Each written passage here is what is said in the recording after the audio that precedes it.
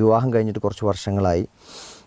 കുറച്ചു നാളായപ്പോൾ തന്നെ ഭാര്യയ്ക്ക് പരാതികളാണ്. അവൾക്ക് പരിഗണന കൊടുക്കുന്നില്ല, അവൾക്ക് വീട്ടിൽ ഒറ്റപ്പെടലാണ്, ബാക്കി അംഗങ്ങളൊക്കെ കഴിഞ്ഞിട്ടേ ഞാനുള്ളൂ എന്നൊക്കെയുള്ള പരാതികൾ ഉണ്ട് എന്നുള്ളത് തന്നെയാണ്. സമാനമായ ചോദ്യം തന്നെയാണ്.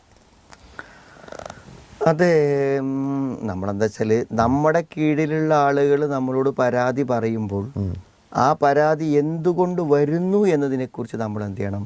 അന്വേഷണങ്ങൾ നടത്തണം. എങ്കിലേ നമുക്ക് പരാതി പരിഹരിക്കാൻ പറ്റും. ഏതൊരു കംപ്ലൈൻറ്റ് ഒരാൾ തന്നാലും ആ കംപ്ലൈൻറ്റിൻ്റെ നിജസ്ഥിതികൾ എന്ത് ചെയ്യണം? അന്വേഷിക്കണം. അത് വൈഫിന് അങ്ങനെ തോന്നാൻ ന്യായമായ എന്തെങ്കിലും കാരണങ്ങളുണ്ടോ എന്നാണ് ആദ്യം പരിശോധിക്കുക. പലപ്പോഴും എന്താണെന്ന് വിചാരിച്ചാൽ,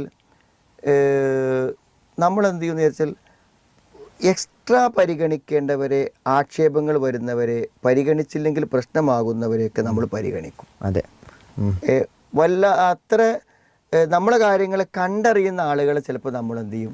തൽക്കാലം നമ്മൾ മാറ്റി നിർത്തും. അതാണ് പലപ്പോഴും നമ്മുടെ ഈ ഭർത്താക്കന്മാരുടെ സങ്കടങ്ങളിൽ പറയേണ്ട ഒരു കാര്യമാണ്.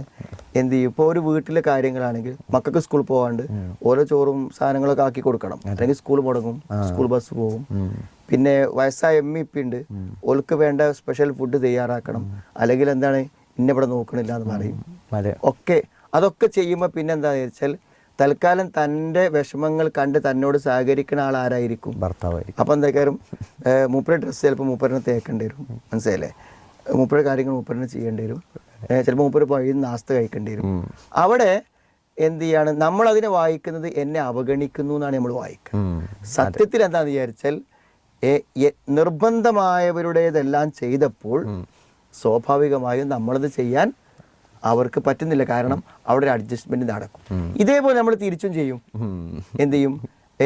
പെങ്ങളെ കുട്ടിക്ക് ഡ്രസ്സ് വേണമെന്ന് നമ്മൾ വാങ്ങിക്കൊടുക്കും. കാരണം പെങ്ങൾക്ക് ഒരു പിണക്കം വേണ്ട വിചാരിക്കും. ഉമ്മനെ ആശുപത്രിയിൽ കൊണ്ടുപോകണമെന്ന് പറഞ്ഞാൽ എന്ത് ചെയ്യണം?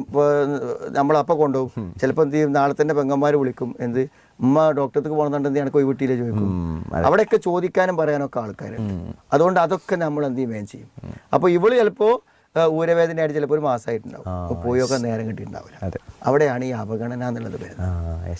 മനസ്സിലായില്ലേ? മറ്റുള്ളവർ നമ്മൾ ചെയ്തില്ലെങ്കിൽ അതെന്ത് ചെയ്യും? പ്രശ്നങ്ങൾ സൃഷ്ടിക്കും.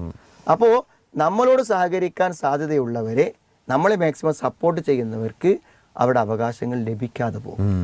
ഇങ്ങനെയാണ് പല സ്ത്രീകളും വീടുകളിൽ അവഗണിക്കപ്പെടുന്നത്. അപ്പോൾ അതെന്ത് ചെയ്യണം?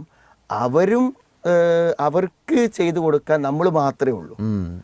ഉമ്മനെ സംബന്ധിച്ചിടത്തോളം ചിലപ്പോൾ എന്താ വെച്ചാൽ, ഒരു മകൻ ഒഴിവില്ലെങ്കിൽ അടുത്ത മകനെ വിളിക്കാൻ ചിലപ്പോൾ പറ്റിയെന്ന് വരും. നമ്മൾ ചെയ്തു കൊടുക്കണമെന്നല്ലേ പറഞ്ഞത്. അവർക്ക് അങ്ങനെ ഒരു അവസരമുണ്ട്. എല്ലാവർക്കും സാഹചര്യങ്ങളുണ്ട്. പക്ഷേ ഭാര്യയെ സംബന്ധിച്ചിടത്തോളം എന്താണ്? നമ്മളെ അല്ലാത്ത മറ്റൊരു ആശ്രയം അവർക്കില്ല. അതുകൊണ്ട് എന്ത് ചെയ്യണം? അവരുടെ കാര്യങ്ങൾക്ക് നമ്മൾ എന്ത് ചെയ്യണം? എക്സ്ട്രാ പരിഗണന കൊടുക്കേണ്ടതുണ്ട്. പലപ്പോഴും ചില കാര്യങ്ങൾ നമ്മൾ ചിന്തിക്കുമ്പോൾ എന്താ വെച്ചാൽ, സ്ത്രീകൾ പറ്റേ അവഗണിക്കപ്പെട്ടു പോകുന്ന ചില സന്ദർഭങ്ങൾ എന്ത് ചെയ്യും? ഇതുമൂലം വന്നു ചേരാറുണ്ട്. പലപ്പോഴും നമ്മൾ പിന്നെ എന്ത് ചെയ്യും? അവരുടെ നമ്മളവിടെ ആഭരണങ്ങൾ നമ്മളെടുക്കും, അവരുടെ പണം നമ്മളെടുക്കും, പല സംഗതികളും നമ്മളെടുക്കും. പക്ഷേ ജീവിതത്തിൽ എപ്പോഴെങ്കിലും അവർക്കൊരു സുരക്ഷിതത്വം ഉണ്ടാകത്തക്ക വിധത്തിൽ എന്തെങ്കിലും ഏർപ്പെടുത്തി കൊടുക്കാൻ നമ്മളിപ്പോൾ മറന്നു പോകും. ഇതൊക്കെ എങ്ങനെ സംഭവിക്കണം എന്ന് വെച്ചാൽ, അവർ നമ്മളൊപ്പം തന്നെയാണല്ലോ, നമ്മളതൊക്കെ അവർക്ക് തന്നെയാണല്ലോ എന്ന ഒരു പരിഗണനയിൽ നമ്മൾ എന്ത് ചെയ്യും? പലപ്പോഴും വരാതെ പോകുന്നതുകൊണ്ടാണ് സംഭവിക്കുന്നത്. അപ്പോൾ ഇതൊന്ന് മനസ്സിലാക്കിയിട്ട് ഒന്ന് പരിഹരിച്ചിട്ട്, ഒരിക്കലും എന്നെ അവഗണിക്കുന്നു എന്നവർക്ക് തോന്നാത്തൊരു രൂപം ഉണ്ടാക്കി തീർക്കാൻ പരിശ്രമിച്ചാൽ പ്രശ്നങ്ങൾ പരിഹരിച്ച് മുന്നോട്ട് പോകാൻ പറ്റും.